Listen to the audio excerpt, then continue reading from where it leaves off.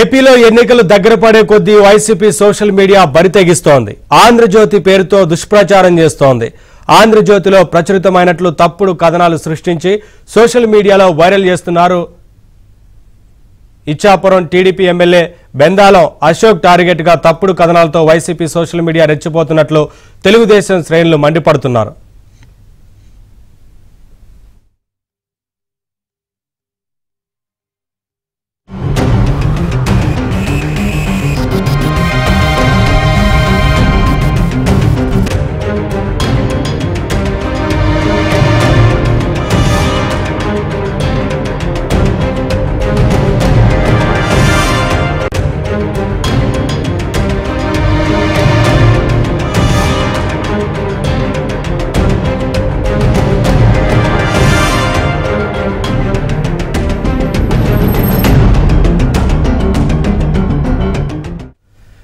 ఏపీలో ఎన్నికలు దగ్గర పడే కొద్దీ వైసీపీ సోషల్ మీడియా బరితెగిస్తోంది. ఆంధ్రజ్యోతి పేరుతో దుష్ప్రచారం చేస్తోంది.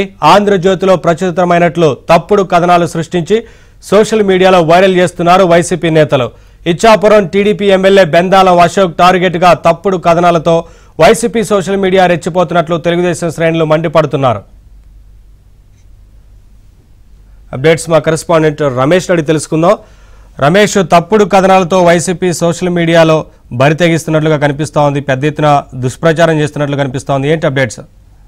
నరేష్, ఏదైతే నికార్స్ అయినటువంటి జర్నలిజానికి అదేవిధంగా నిష్పక్షపాతమైనటువంటి వార్తలు రాసేటందుకు ఆంధ్రజ్యోతి ఒక ప్రత్యేకమైన గుర్తింపు తెచ్చుకుంది. ఇదే నేపథ్యంలో ఆంధ్రజ్యోతి పేరిట వైసీపీ ఇప్పుడు దుష్ప్రచారం ప్రారంభించింది. ప్రధానంగా ఏదైతే బలమైనటువంటి టీడీపీ అభ్యర్థులు ఉన్నారో, ఎక్కడైతే గెలుపు పక్క అనుకునేటటువంటి అభ్యర్థులు ఉన్నారో వారిపైన రాజకీయంగా ఎదుర్కోలేనటువంటి వైసీపీ నీచ సంస్కృతికి తెరలేపిందని చెప్పుకోవచ్చు. ప్రధానంగా ప్రజలు ఏ పేపర్ని అయితే నమ్ముతారో, ఏ దినపత్రిక పైన అయితే విశ్వాసం ఉందో అదే దినపత్రిక పేరిట తప్పుడు కథనాలను ప్రచురించి వాటిని సోషల్ మీడియాలో హైప్ చేస్తున్నటువంటి పరిస్థితి కనబడుతుంది. ఈ రోజు శ్రీకాకుళం జిల్లా ఇచ్చాపురం సిట్టింగ్ ఎమ్మెల్యే బెందాలం అశోక్ పైన ఒక తప్పుడు కథనాన్ని, అది కూడా ఆంధ్రజ్యోతి పత్రికలు దినపత్రికలో వచ్చినట్లు ఒక కథనాన్ని ప్రచురించి వాటిని వైసీపీ ఫేక్ న్యూస్ ను సర్క్యులేట్ చేస్తున్నటువంటి ఒక కథనాన్ని మనం చూడొచ్చు స్క్రీన్ పైన. ప్రధానంగా దానిలో ఎమ్మెల్యే బెందాలం అశోక్ 500 కోట్లకు అవినీతి చేసినట్లు, ఆ అవినీతి పైన 100 కోట్లు పెట్టి టీడీపీ టికెట్ కొనుక్కున్నట్టు అందులో ఆరోపణలు చేశారు. ప్రధానంగా 2 సార్లు అక్కడ ఎమ్మెల్యేగా అశోక్ గెలుపొందారు. ఇప్పుడు 3వసారి బరిలోకి దిగిపోతున్నారు. ముఖ్యంగా ఇచ్చాపురం కాన్స్టిట్యున్సీ టీడీపీకి అత్యంత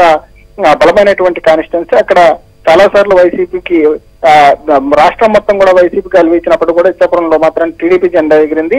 అశోక్ ను ఎదుర్కొనేటటువంటి పరిస్థితి అక్కడ కనిపించలేదు. ఈసారి కూడా అశోక్ మళ్ళీ గెలుస్తారనేటటువంటి అంచనాలు ఉన్నాయి. అన్ని సర్వేలు కూడా అశోక్ అనుకూలంగా వస్తున్నాయి. ఈ నేపథ్యంలో ఆంధ్రజ్యోతిలో ఆయన పైన ఒక తప్పుడు కథనాన్ని ప్రచురించి ఆంధ్రజ్యోతి పేరిట సర్క్యులేట్ చేస్తే దాన్ని ప్రజలు నమ్ముతారనేటటువంటి ఒక దురుద్దేశంతో వైసీపీ ఈ రకమైనటువంటి కుట్రలకు తెరలేపిందని చెప్పి టీడీపీ నేతలు చెప్తున్నారు. ముఖ్యంగా టీడీపీ నేతలు ఏదైతే వైసీపీ సంబంధించినటువంటి సోషల్ మీడియా వింగ్ చేస్తున్నటువంటి కుటిల రాజకీయాలు ఉన్నాయి, వీటిపైన తీవ్రమైనటువంటి ఆగ్రహాన్ని వ్యక్తం చేస్తున్నారు. దీనిపైన అటు ఎలక్షన్ కమిషన్ కు ఫిర్యాదు చేయడానికి కూడా బెందాలం అశోక్ తో పాటు టీడీపీ నేతలందరూ కూడా సిద్ధమవుతున్నటువంటి పరిస్థితి కనబడుతుంది. ఎన్నికలు సమీపిస్తున్నటువంటి తరుణంలో మరిన్ని ఇలాంటి ఫేక్ న్యూస్ ను సర్క్యులేట్ చేసేటటువంటి విధంగా వైసీపీకి సంబంధించిన సోషల్ మీడియా వింగ్ పనిచేస్తుంది అనేటటువంటి ఒక హెచ్చరికలు వస్తున్నాయి. ఇదే నేపథ్యం టీడీపీ కూడా అలర్ట్ అయింది. వెంటనే ఏదైతే ఈ బెందాలం అశోక్ పైన వచ్చినటువంటి ఫేక్ న్యూస్ ఉందో దీన్ని ఇప్పటికే దానికి సంబంధించినటువంటి ఎవరికి ఫిర్యాదు చేయాలి ఏంటనేటటువంటి దానిపై టీడీపీ ఆలోచన చేస్తున్నట్లు కనిపిస్తోంది.